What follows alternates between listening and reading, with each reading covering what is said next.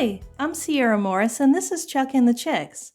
In this video, I'll be talking about 5 winter dangers to backyard chickens and what you can do about it. We're not just talking about the cold. When you're first learning about backyard chickens, it's totally normal to be worried about getting your flock through their first winter. Depending upon the severity of winter in your area, you're likely going to encounter a variety of seasonal challenges. Don't worry. With a little forethought, care, and planning, you and your flock can enjoy a safe and happy winter ahead. So, just for context, in my region, we regularly experience about 2 weeks of really severe winter weather where temperatures hover around -20 degrees below Fahrenheit and otherwise hover in the 30s Fahrenheit for my region. If your region experiences more extreme winters and more extreme temperatures than that, you'll need to consider things like insulating your coop and other additional winter preparations that are appropriate for your specific climate. Your backyard chickens are domesticated livestock animals. While they don't require nothing from you, be assured they are in fact intended to live and flourish outside. As long as your chickens have dry, clean, well-ventilated shelter and their basic needs are being met, they will have what they need to remain healthy during the winter season. The vast majority of chicken breeds do not require any supplemental heat during the winter. There are 3 groups of chickens that require or benefit from supplemental heat in the winter. And those 3 groups are baby chicks. Baby chicks are not ready to be outside until they're fully feathered. Baby chicks should be in a temperature-controlled brooder environment, and they should be transitioned outside thoughtfully sometime between 8 to 10 weeks of age once they have a full set of feathers from head to tail. Without feathers, chickens can't regulate their own body temperature, and without a mother hen to care for them, your baby chicks will not survive winter temperatures. So make sure that baby chicks are in a protected brooder environment and that you don't transition them outside until they have a full set of feathers. Ornamental chickens. Ornamental breeds like the silky, booted bantams, and Polish chickens and others, due to their elaborate plumage and their delicate nature, they're just not well suited for winter extremes, and they'll often benefit from some form of supplemental heat. Being an ornamental chicken breed, they are going to need some extra considerations in their care. So ornamental chickens typically benefit from a supplemental heat source in the winter. And the third group is elderly chickens. And by elderly chickens, I mean any chicken that's typically over the age of 3 years old. Typically, elderly chickens, due to natural conditions like arthritis and just general difficulties that are associated with aging, can benefit from supplemental heat, especially during extreme winter weather conditions. So elderly chickens is that third group that, if it's an option for you and you think it's beneficial for your flock, they could benefit from some supplemental heat in the worst of the winter conditions. A huge word of warning here, especially to my first-time chicken owners: do not use a brooder bulb in your chicken coop. This is an extreme fire hazard and can cause a coop fire. The reason being that dust accumulates on the light bulb itself and can start a fire in your coop. And any sort of internet search is going to show you images of pure horror of what happens when people decide to ignore that advice and use a heat bulb in their coop. So again, those brooder bulbs, those are intended for brooder environments. That is not appropriate to use in your coop. If you do determine that it's right for you and your flock, that they would benefit from some sort of supplemental heat in the winter, please consider more appropriate livestock safe options that are intended for that purpose to be used outside in the coop, something like a wall-mounted panel heater. If you provide your chickens with dry, clean, well-ventilated shelter that is free from draft, most chicken breeds will have what they need to flourish during the winter season. Your chicken shelter should be dry, it should be well-maintained, and ventilated, meaning there are air holes or a place for air to pass above the level of your chickens where the moist soiled air can escape and fresh air can still come in. But also to keep your chickens free from draft, meaning you don't want rain, ice, wind, or precipitation blowing directly on your chickens, and especially not making them wet. You can construct temporary winter walls from things like a tarp, panels, scrap wood, or even stacked bales of straw. Just a small note of caution: if you are going to be using bales of straw to construct your temporary winter walls to provide your chickens with some more shelter from the elements during the extremes of the winter season, that is a biodegradable option and that will deteriorate over time. You'll need to be vigilant to make sure that predators like snakes and mice are not making homes in the bales of straw. And as those become too soiled, you will need to change them out and process them however is appropriate, compost them, use them on their garden. There is a million uses for a bale of straw on a homestead, but just be aware that if you go with the bale of straw as your temporary winter wall option, just to keep an eye on it, that nothing is making a home in that next to your chicken area. So 5 winter dangers you should be aware of that are present for your flock during the winter season. Things other than just the temperature extremes are things like predators. During the winter season, starvation and harsh weather conditions are going to make predators even more desperate to feed themselves and to feed their young, which means they're going to be encroaching on your chicken area in ways that they wouldn't during the other seasons. So winter does make predators typically more brazen and more extreme. And also, don't think that that is exclusive to wildlife. Unmonitored domestic animals pose just as much threat to your backyard flock as wild animals do. Be aware that things like chicken wire are meant to keep chickens in. They do not keep all predators out. Predators like mice and snakes and raccoons can break and permeate chicken wire rather easily. Hardware cloth is the best option to keep predators out of your chicken area. If you can't afford to enclose your entire chicken area in hardware cloth, for example, we have not been able to afford to do that yet, emphasize using the hardware cloth on your coop because your chickens will be most vulnerable to predators at night. And again, preemptively invest in predator proofing. Find out what predators are prevalent in your specific area because that's going to vary region to region. You can bury wire or line your chicken area with gravel on the edges to discourage predators from digging in and under the fencing to get to your chickens. There's other options like motion sensor lights, yard fascinators, predator decoys, coop cameras, redundant locks, storing your feed in a weatherproof container at night to just discourage predators from seeing your chicken area as an easy place to get a snack. There's pet and child-safe pest deterrent sprays and scent balls, and just your general human presence are all additional ways to discourage predators in your chicken area.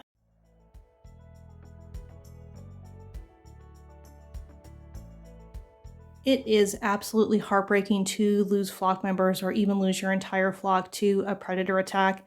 It can happen overnight, it can happen suddenly, it can happen when you've never encountered these kind of issues before, but be aware that often when your flock is attacked by a predator, it's not the first time that they've been to that area.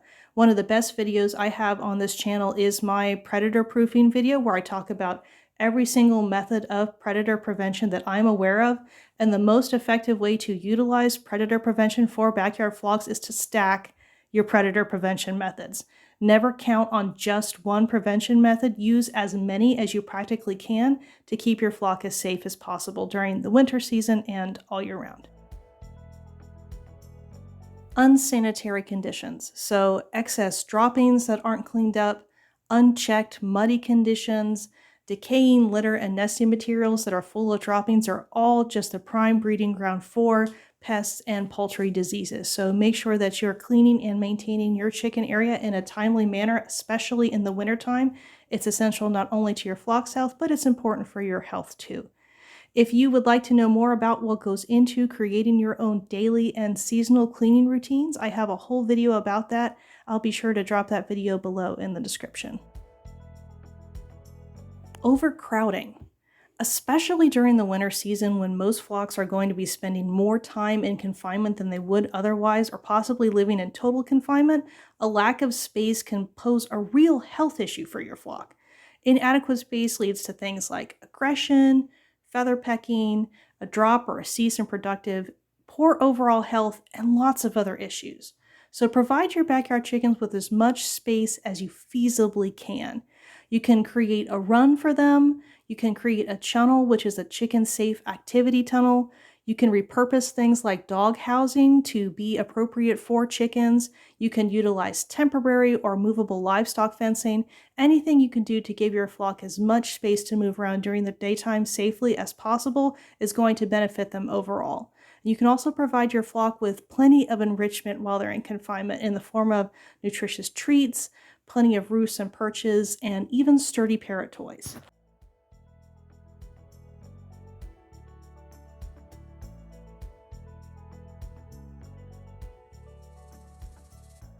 If your flock is going to be living in full-time confinement this winter season, or if free-ranging just isn't a practical option for you, you can absolutely still have a healthy, happy, and thriving backyard flock.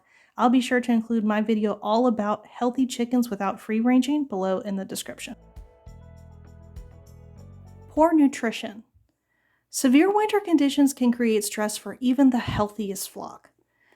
Excellent, adequate, and complete essential poultry-appropriate nutrition is important for your backyard chickens for them to be healthy and productive during the wintertime and all year round.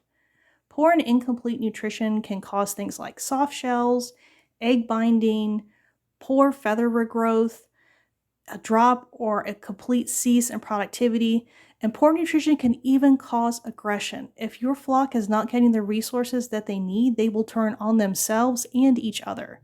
Choose a complete poultry feed that's appropriate to your chicken's breed and their purpose. You can ferment your chicken feed to make it last longer and to double the volume of your feed to stretch it further.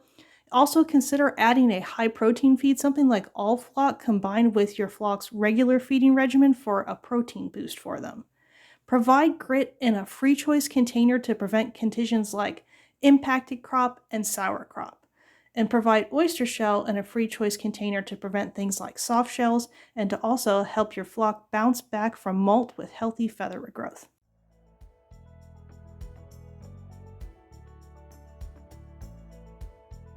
If you're wondering about what is really the difference with all the different types of chicken food that's available, what is the difference between the textures, what's the mystery behind these different life stages that you see on the bags in the poultry feed aisle, I have an entire video dedicated to demystifying everything that's in the livestock feed aisle to explain to you the different nutritional breakdowns of the different types of food. If you'd like to learn more about poultry backyard chicken nutrition, check out that video. I will link it below in the description. Poor or no biosecurity measures. So biosecurity is the measures that you take to prevent pests and ailments and disease from impacting your flock, especially during the winter season when your flock is going to be living more in partial or even full-time confinement without the access to fresh pasture that they would usually have. They are even more susceptible to chicken ailments and diseases. Diseases and pests can spread really quickly in your backyard flock. You can prevent infestations and problems from arising in your flock by practicing good biosecurity. Clean your chicken facility and replace soiled litter and nesting material on a regular basis. Make sure you're getting rid of those excess droppings in whatever way is appropriate for your homestead. Use a dedicated pair of livestock boots that you only wear when you care for your flock and not any other time. Don't wear your livestock gear into public, and especially don't wear your livestock gear when you're visiting any other place or another residence that also has chickens. You can quite literally track diseases and pests on your shoes back to your flock, so just don't do it. Provide your flock with a roofed run. Wash your hands before and after handling your flock, and especially after handling any other chickens. Make sure you sanitize any used equipment that you choose to use, and regularly clean your own food and water dispensers. If you add any additional members to your flock during the winter season, make sure that you observe an important isolation period where that new flock member is kept separate from your existing flock for at least 2 to 4 weeks to ensure that that new chicken doesn't have any pests or disease before you integrate them into your existing flock.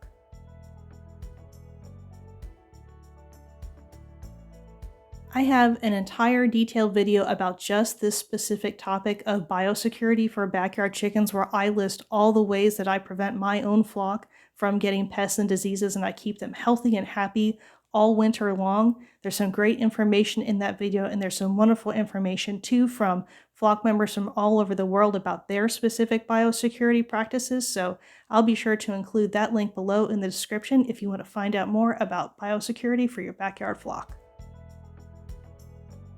And I'm going to mention one last bonus danger: your ego. Every beginner makes mistakes, and backyard chicken beginners are no exception. Your willingness to learn about the needs of your backyard flock is your best defense against preventable, costly, and heartbreaking mistakes. It's imperative to acknowledge when your flock is encountering issues. It is possible that your care methods or the environment that you provided for your backyard flock are part of the issue. Purchase and read at least one beginner chicken care guidebook to familiarize yourself with sound, time-tested, and basic care methods for your backyard flock. Local booksellers, your local farm box store, your local library, and online booksellers all have great resources about backyard chickens to help enhance your backyard chicken journey. Your willingness to learn about your backyard chickens will benefit you and your flock in more ways than words can describe, and you are never too old and you are never too much of an expert to learn more about backyard chickens. There is a lifelong basis of learning and caring for these amazing animals, and new, incredible information is coming out all the time. Those beginner care guides are so essential for setting you up with great practices to start with so you don't encounter bigger issues down the road. I have had backyard chickens for several years now, and I still refer to my basic care guides on an almost daily basis. They are full of little tabs and notes. Those books are going to be so important and useful to you, especially if you're just starting out. You don't know until you know. So pick up a beginner chicken care guidebook at any place that's available and appropriate for you. You're going to be so happy that you did.